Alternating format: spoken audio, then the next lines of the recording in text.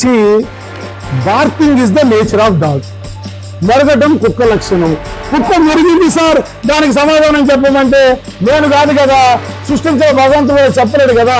ఆ మెరుగే లక్షణాన్ని ఆ కుక్కకి భగవంతుడే ఇచ్చాడు కదా.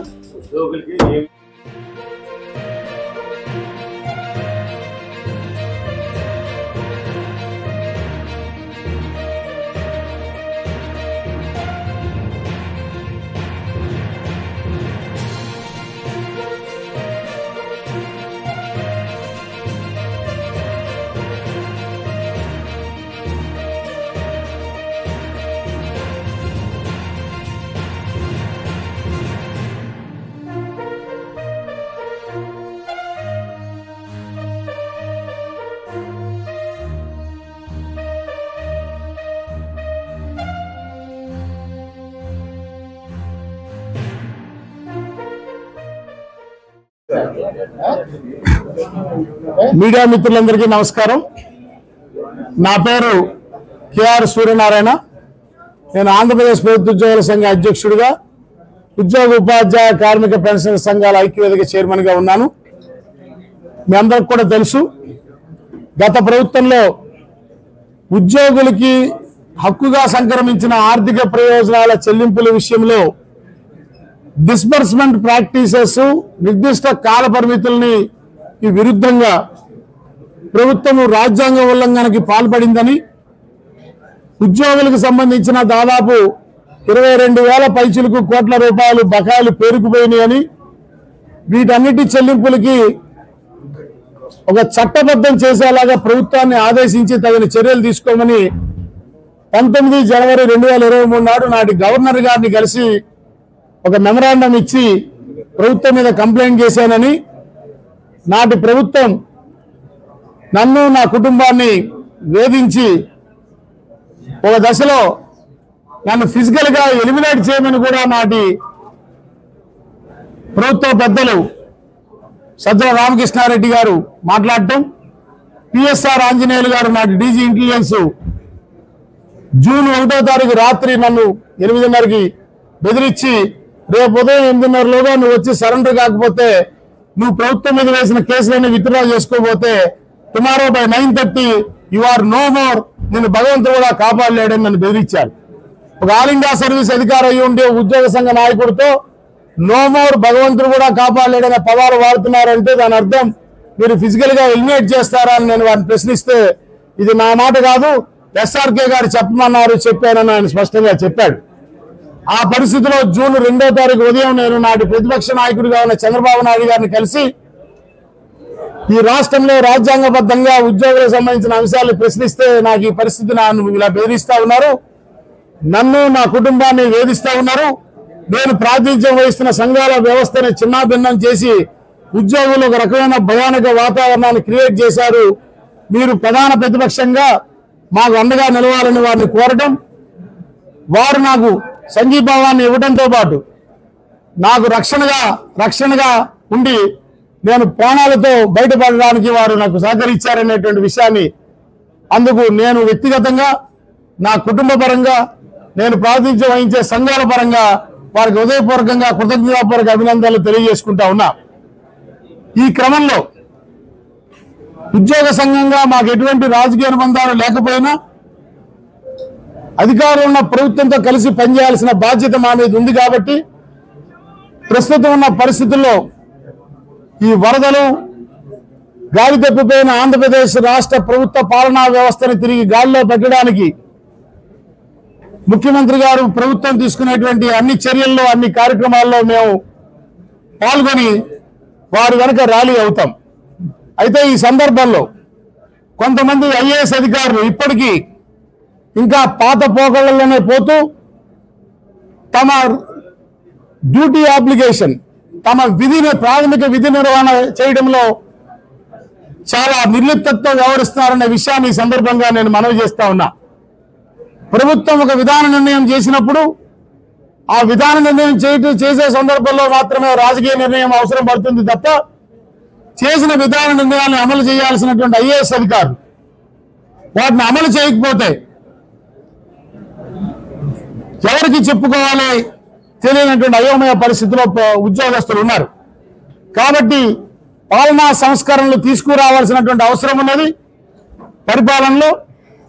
అలాగే ఆ క్రమంలో ఈ రాష్ట్రంలో ఉద్యోగ సంఘాల వ్యవస్థను కూడా నియంత్రించడానికి ఒక చట్టబద్ధమైన ఏర్పాటు చేయాల్సిన అవసరం ఉన్నది. ఉద్యోగి తన తరపున ఎవరితో నెగోషియేట్ చేయాలని ఎంచుకునేటువంటి స్వేచ్ఛ కల్పించేలా ప్రభుత్వం ఒక ఎన్నిక విధానానికి చట్టబద్ధంగా రూపకల్పన చేయమని నేను కోరుతా ఉన్నా. ప్రభుత్వ విధానాన్ని అమలు చేసే ఐఏఎస్ అధికారులకి కంప్లైంట్ చేస్తే వారి మీద చర్య తీసుకునేలా కూడా ఆ విధాన నిర్ణయంలో ఒక సెంటెన్స్ పెట్టాల్సిన అవసరం రాబోయే రోజుల్లో కనిపిస్తుందని మనవి చేస్తూ, ఈ రాష్ట్రంలో పరిపాలనా సంస్కరణలకి శ్రీకారం చుట్టాలి. అనేక శాఖల్లో పునర్వ్యవస్థీకరణ పేరు మీద గత ప్రభుత్వం విధ్వంసం సృష్టించింది.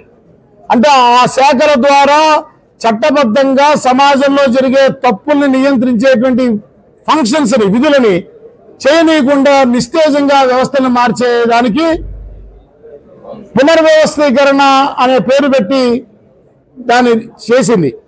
ఇది ప్రభుత్వానికి కూడా తెలిసింది, కొన్ని విషయాలు అర్థమైంది. అందుకనే ఎక్సైజ్ శాఖను నిర్వీర్యం చేస్తూ సభతో కలిపినటువంటి దాన్ని తిరిగి పాత విధానానికి తీసుకురావడం ఈ ప్రభుత్వం తీసుకున్నటువంటి నిర్ణయాన్ని ఆంధ్రప్రదేశ్ ప్రభుత్వ ఉద్యోగుల సంఘంగా ఐక్యవేదిక పక్షాన నేను స్వాగతిస్తా ఉన్నా. ఇది ఒక ఎక్సైజ్ శాఖకే పరిమితం కాలేదు. ఇలాంటి పునర్వ్యవస్థీకరణ పేరు మీద విధ్వంసం వాణిజ్య ప్రధాన ఆదాయ వనరుగా ఉన్న వాణిజ్య పనుల శాఖలో జరిగింది. ప్రజలకి ఎంతో అవసరమైనటువంటి ఆరోగ్య శాఖలో రేషనలైజేషన్ పేరు మీద 143 జీవో ద్వారా ఇష్టానుసారంగా చేశారు. అదే రకంగా ట్రాన్స్పోర్ట్ డిపార్ట్మెంట్ లో కూడా ఈ అవసరం లేని ప్రాంతీయ వ్యవస్థని ఏర్పాటు చేశారు. అసలు ఉమ్మడి ఆంధ్రప్రదేశ్ విడిపోయిన తర్వాత చిన్న రాష్ట్రంగా ఉన్న ఆంధ్రప్రదేశ్ కి ఇప్పటికే జిల్లా రాష్ట్ర స్థాయి వ్యవస్థలు ఉన్న శాఖల్లో మరలా ఇంకో ప్రాంతీయ వ్యవస్థ ఏర్పాటు అవసరమా? ఇది కేవలం ఒక అనవసరమైనటువంటి యంత్రాంగంగా ఏర్పడి ఉన్నటువంటి పరిస్థితులు ఉన్నాయి.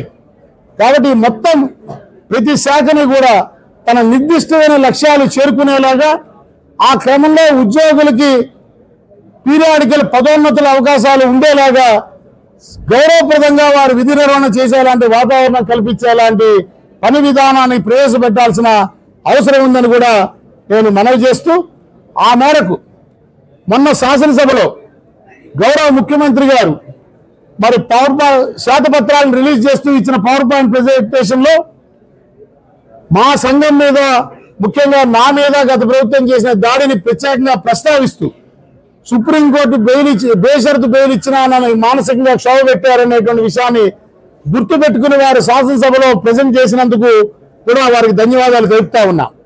అదే రకంగా మేము ఏదైతే నాటి గవర్నర్కి చేసిన కంప్లైంట్ లో రాశామో 25,000 కోట్ల రూపాయలు పేరుకుపోయిన బకాయిలు ఉన్నాయనేటువంటి విషయాన్ని ధృవీకరిస్తూ ప్రభుత్వం శాసనసభ సాక్షిగా మరి ఇచ్చినటువంటి వైట్ పేపర్, శ్వేతపత్రం అండ్ ఫైనాన్సెస్ లో ఇచ్చిన వైట్ పేపర్ లో స్పష్టంగా అక్యూములేటెడ్ లయబిలిటీస్ ఆఫ్ ఎంప్లాయీస్ అని పేర్కొన్న విషయాన్ని కూడా ఈ సందర్భంగా మరి గుర్తు చేస్తూ, ఉద్యోగులకి 25,000 కోట్ల బకాయిలు ఉన్నాయనే సంగతి గౌరవ ముఖ్యమంత్రి గారు యావత్తు శాసనసభ గుర్తించారు. కాబట్టి తక్షణం వాటిని పే చేసేటువంటి అవకాశం లేకపోయినా ఆ బకాయిల చెల్లింపుకి ఏదైనా ఒక ఆలోచన ముఖ్యమంత్రి గారు చేయవలసినటువంటి అవసరం ఉన్నది. ఏ ప్రభుత్వం కూడా పేరుకుపోయిన 25,000 కోట్ల బకాయిలు ఒకేసారి చెల్లించలేదు. దాని ఏదైనా దశల వారీగా ఒక ప్రణాళిక ప్రకారం చెల్లించేదానికైనా ఒక ఆలోచన చేసి ఉద్యోగుల్లో ఆ బాకీల సొమ్ము ఏ రోజుకైనా మీకు చెల్లింపబడుతుందనేటువంటి ఒక భద్రతా భావనని కల్పించవలసిన అవసరం ఉందని నేను గౌరవ ముఖ్యమంత్రి గారిని అప్పీల్ చేస్తూ, ఆ క్రమంలో మా ఉద్యోగుల్ని చైతన్యపరచుకోవడంతో పాటు మా సంఘాన్ని సంస్థాగతంగా బలోపేతం చేసుకోవడానికి ఈ ఉమ్మడి తూర్పుగోదావరి జిల్లా పర్యటనకి 3 రోజులు వచ్చాం. అందులో భాగంగా అన్ని శాఖల ప్రతినిధులతో ఈనాడు కాకినాడలో పెట్టినటువంటి సమావేశం నా అంచనాకి మించి అన్ని ప్రభుత్వ శాఖలు 56 ప్రభుత్వ శాఖల ప్రతినిధులు కూడా ఇక్కడ హాజరై మా సంఘం యొక్క ఆలోచనని, భావజాలాన్ని, మా నాయకత్వాన్ని సమర్థిస్తూ మాతో సంఘీభావంగా ఉండడానికి ముందుకు వచ్చినటువంటి వారందరికీ ధన్యవాదాలు తెలియజేసుకుంటూ, ప్రధానంగా వైద్య ఆరోగ్య శాఖ నుంచి ప్రాతినిధ్యం వహిస్తున్నటువంటి వివిధ ట్రేడ్ యూనియన్ల ప్రతినిధులు, సిఐటియు ప్రతినిధులు కావచ్చు, రతన్ రాజు గారు కావచ్చు, టీఎన్టీసీ ప్రతినిధులు మన వీరబాబు గారు కావచ్చు, శ్రీనివాస్ గారు కావచ్చు, అలాగే ఇతర అన్ని ప్రభుత్వ శాఖల నాయకులు వచ్చారు. ఈ అందరం కలిసి పోస్ట్ లైన్ సెషన్ లో ఒక నిర్దిష్టమైన ప్రణాళిక రూపొందించుకుని నెల రోజుల్లో మరలా తిరిగి ఈ కాకినాడలో ఒక 500 మంది ఉద్యోగులతో, ప్రాథమిక స్థాయి ఉద్యోగులతో ఒక సభను ఏర్పాటు చేసి మేము ఈ 3 జిల్లాల్లో నూతన కార్యవర్గాల్ని నియమించుకోవడం జరుగుతుందనే విషయాన్ని మనవి చేస్తా ఉన్నాను. Thank you. ఎవరా సవాల్ చేసింది? మీ ప్రధాన కార్యదర్శిగా ఉన్నప్పుడు గతంలోని ఆయన సవాల్ చేస్తున్నారు. ఆయన గతంలో మా సంఘానికి ప్రధాన కార్యదర్శిగా ఉన్నమాట వాస్తవం. ఓకే, మీ అందరూ కూడా మీడియా మిత్రులు కూడా విజ్ఞులు, సమాజంలో అన్ని విషయాలు తెలిసిన వాళ్ళు. ఎక్కడైనా ఏ దేశంలో అయినా ఏ చట్టంలో అయినా కిందోడు పైన తీసేస్తాడా? కార్యదర్శి అధ్యక్షులు తీసేసేదానికి అధికారం కలిగి ఉంటాయా? Point number 1. ఏ ఆఫీస్ అయినా ఇప్పుడు పైవాడు కిందోడు తీసేసేయండి అర్థం ఉంది. కిందోడు పైవాడు తీసేయడం అనేది ప్రపంచం నేనెక్కడైతే విన్నా.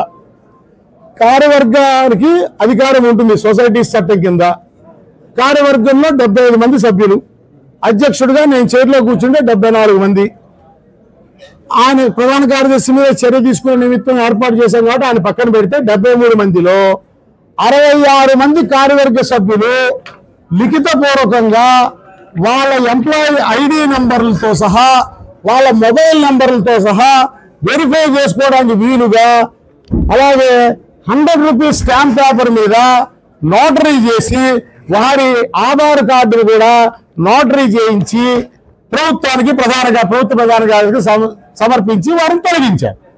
సో సహజంగానే ఇది వారికి ఇబ్బంది బాగా కలిగించవచ్చు. So if is agreed by that, ఎవరైనా పార్టీ నుంచి వారిని తీసేసినప్పుడు, సంఘం నుంచి వారిని తీసేసినప్పుడు అది వారికి నచ్చకపోతే దీనికి ఉన్న ఏకైక మార్గం ఏంటి?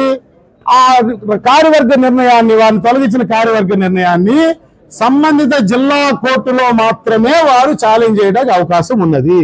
ఇంతకు మించి ఈ రాష్ట్రంలో ప్రభుత్వంతో సహా, జిల్లా కలెక్టర్లతో సహా ఏ ప్రభుత్వ శాఖలో ఏ అధికారికి ఏ చట్టం కింద మా సంఘ అంతర్గత వ్యవహారాల్లో వేలు పెట్టేటువంటి చట్టబద్ధమైన అధికారం లేదు. వారు ఈ చెల్లదు, వారు తొలగించింది నిర్ణయం తప్పు, చెల్లదు అనుకుంటే నచ్చని వాళ్ళు సంబంధిత కోర్టుకు పోయి న్యాయం కోరుకోవచ్చు. మాకు ఎటువంటి అభ్యంతరం లేదు. ఇక ఆ రకంగా కార్యవర్గ మెజారిటీ 73లో 66 మంది నిర్ణయంతో తొలగించబడిన ఆయన ఏదో మాట్లాడాడని ఇప్పుడు నేను ఇవన్నీ చూపించా, ఆయన నన్ను తీసేసాను అంటాడు. ఏమన్నా ఎవరికైనా ఒక్క జిల్లా కార్యవర్గ సభ్యుడు, ఏ జిల్లా నాయకుడైనా ఆయన పక్కన ఉన్నాడా? ఆయన ఏదో 10 మంది ఏఎన్ఎంఎల్ని, 10 మంది అంగన్వాడీ వర్కర్ని పెట్టుకుని ఏదో మాట్లాడితే వీటన్నిటికీ మేము సమాధానం చెప్పాల్సిన అవసరం లేదు. కాకపోతే ఒక కన్ఫ్యూజన్ ఉంది కాబట్టి ఆ కన్ఫ్యూజన్ తొలగించడానికి మీరు అడిగిన ప్రశ్న సందర్భంగా నేను ఈ వివరణ ఇచ్చా. ఇంతకు మించి ఆయనకి ఏం నచ్చకపోతే దాన్ని కోర్టులో ఛాలెంజ్ చేసుకోవచ్చు. మా సంఘానికి ఎన్నికలు మేము జరుపుకుంటాం. ఆయన ఎవరు చెప్పడానికి ఒకసారి తొలగించబడిన తర్వాత ఆయన కావాలంటే ఆయన శాతం ఇది నేను 2010లో నేను స్థాపించిన సంఘం, నేను రిజిస్టర్ చేశా. దాని మీద 12 కోర్టు కేసులు ఉమ్మడి ఆంధ్రప్రదేశ్ హైకోర్టులో రాజ్యాలు ఆనాడు ఏపీ ఎన్జిఓ సంఘం, నేను ఎమర్జీ అయితే వారి సంఘానికి ఇబ్బంది కలుగుతుందని నన్ను పుట్టనీయకుండానే నా మీద కేసులు వేశారు. వాటన్నిటిని ఎదుర్కొని 2019లో ప్రభుత్వం నా దరఖాస్తు మీద నాకు గుర్తింపు ఇచ్చింది. ఈ సంఘాన్ని రిజిస్ట్రేషన్ చేసిన దగ్గర నుంచి గుర్తింపు వచ్చే వరకు ఎక్కడైనా ఏ దరఖాస్తు మీదైనా ఆయన సంతకం కానీ ఆయన ఈ సంఘంలో సభ్యుడు ఎక్కడేముందా? ఆయన 2019లో మేము తెచ్చి పెట్టుకుంటూ ఉన్నాడు.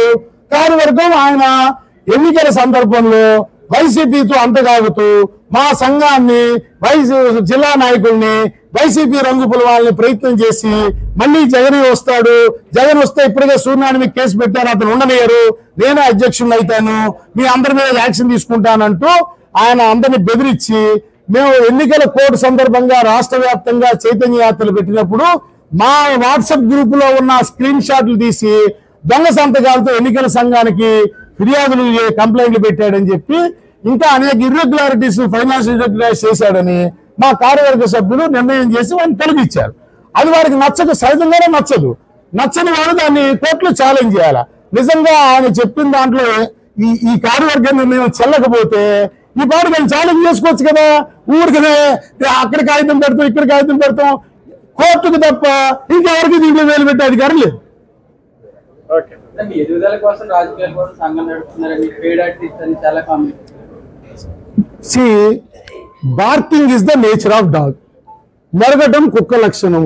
కుక్క మెరిగింది సార్, దానికి సమాధానం చెప్పమంటే నేను కాదు కదా, సృష్టించిన భగవంతుడు చెప్పలేడు కదా. ఆ మెరుగే లక్షణాన్ని ఆ కుక్కకి భగవంతుడే ఇచ్చాడు కదా.